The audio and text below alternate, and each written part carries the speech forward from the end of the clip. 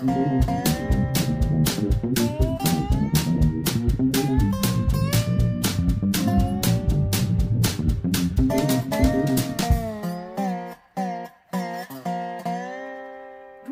c'est Félicité, bienvenue à mon Pia du jour. Aujourd'hui, nous allons parler d'une chose très particulière. C'est un petit truc que je vais vous donner. Je vais essayer de ne pas être trop longue, mais la semaine arrive, les vacances du mois d'août arrivent. C'est là que normalement la plupart d'entre nous prenons des vacances et éventuellement faisons des rencontres. Alors, je vais vous donner un petit truc qui est un petit truc métaphysique, voilà, prenez ça comme vous voulez, qui peut aider en cas de rencontre à peut-être, éventuellement, détecter si la personne avec laquelle vous aurez rendez-vous peut mériter, selon vous et vos critères, que vous alliez plus loin, que vous engagiez davantage. Cette petite chose, c'est quelques phrases qui vont programmer en fait votre énergie et tout autour de vous, donc l'univers, pour vous aider à voir ce que normalement on ne vous aurait jamais montré. Quand je dis on, je parle bien sûr de l'objet de votre attention. Alors, cette phrase-là, vous vous adressez simplement à l'univers, Dieu, la source comme vous l'appelez, ou même votre grand moi, ou je sais pas, on a beaucoup de noms pour ça. Alors on va dire la source en tout cas de votre pouvoir interne, à la force. Vous vous adressez à cette source-là et vous dites, voilà ce que je veux. J'ai rencontré telle personne et je souhaite voir ce qui ne me sera jamais montré au premier rendez-vous. Je veux voir d'emblée si les défauts qui sont cachés ou les défauts que la personne même ignore avoir sont des défauts avec lesquels moi je peux faire, ou ici il s'agit de no. Parce que vous avez des défauts chez des gens, vous savez que ça, il n'y a rien à faire, il n'y a pas moyen que vous puissiez passer outre. Eh bien, grâce à cette phrase-là, quand vous allez vous programmer en déclarant donc « Je veux voir ce que d'habitude on ne m'aurait jamais montré au premier rendez-vous » et surtout, n'oubliez pas ce petit truc, et je décide de ne pas être heurté dans le processus. Pourquoi il faut rajouter ça? Parce que sinon, vous pouvez vous retrouver avec quelqu'un qui va avoir des remarques sur le physique, sur la race, la religion, n'importe quoi, des opinions politiques, des machins qui peuvent vous atteindre finalement et faire qu'à l'issue du rendez-vous, vous vous sentiez mal ou en colère ou d'autres émotions quand même négatives qu'on ne souhaite pas éprouver après un rendez-vous à visée sentimentale. Donc, vous programmez ça et puis vous continuez dans votre lancée, vous vous préparez pour votre rendez-vous, vous y allez et vous verrez ce qui va se passer. Je vais vous raconter une petite anecdote, j'ai encore le temps. J'ai utilisé cet outil-là plusieurs fois, mais je me souviens d'une fois où ça a été assez exceptionnel. Je pense même que c'était la première fois que je l'ai utilisé. Donc je dis ma petite phrase. C'était un monsieur que j'avais rencontré en ligne. Et non, c'était pas un site de rencontre, c'était suite à un post que j'avais mis, qui lui avait plu, et puis il m'avait réécrit, puis on s'était réécrit, puis on s'était réécrit, puis on s'était téléphoné, puis c'était waouh. Et puis on s'était donné rendez-vous, et j'avais dit pourquoi pas. Et nous avons décidé de nous rencontrer à Paris, dans le quartier du Marais, qui était le quartier et qui continuait à être le quartier de Paris que je préfère, vraiment.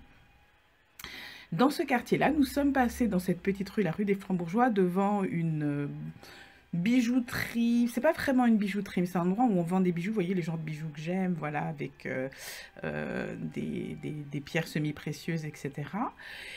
Et mon œil a été capté comme ça par une paire de boucles d'oreilles magnifiques en améthyste. Et lui aussi, je voyais qu'il regardait la paire de boucles d'oreilles.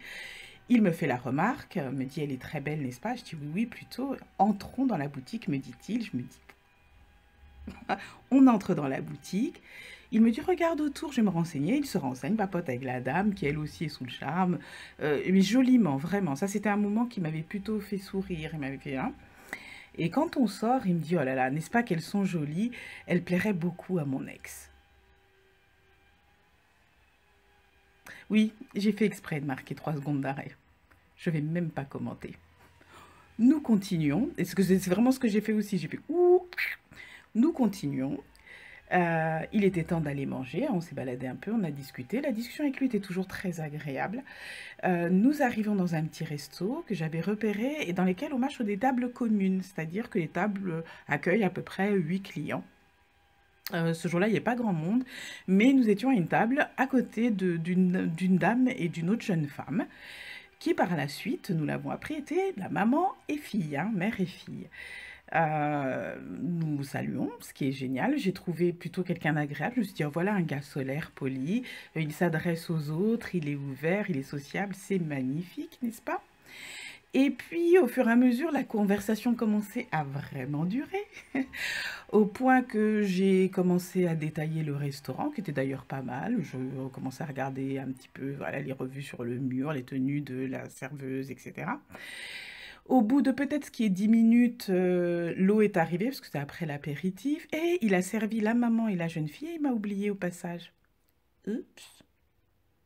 Et la conversation a continué, etc. Je me suis servi moi-même, hein. On a soif, on a soif. La maman et la jeune fille sont parties au bout d'un moment.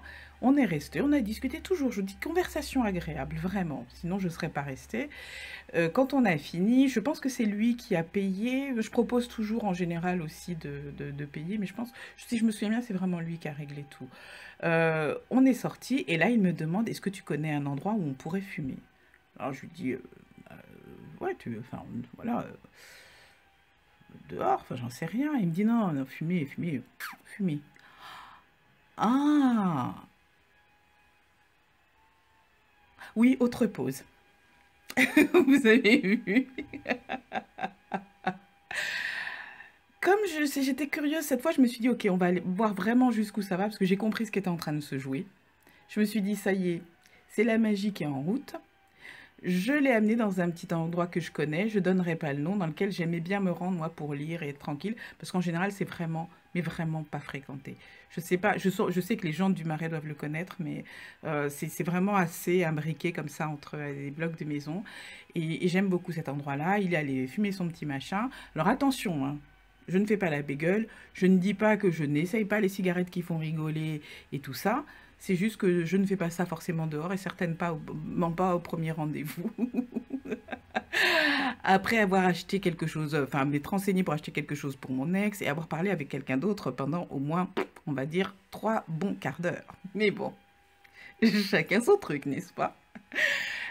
Donc le rendez-vous touchait à sa fin, ça faisait peut-être que 3 heures qu'on était ensemble, on décide de repartir, nous prenions tous les deux le RER, donc ça tombait bien, on a décidé de marcher. Et on est repassé devant cette fameuse boutique, donc là il m'a dit, bah, je vais rentrer, tu peux patienter un petit peu s'il te plaît, je vais rentrer. Il est rentré dans la boutique, il est ressorti, il me montre le paquet, je me dis, c'est pas vrai, Félicité, tu vois, t'es une mauvaise langue. Il allait te l'offrir. Mm. Eh ben non. Il m'a dit, ça lui fera beaucoup plaisir, t'as vu?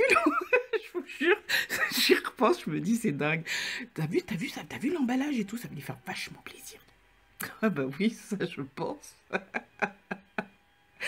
Il a remis le truc dans sa poche, on est reparti vers le RER.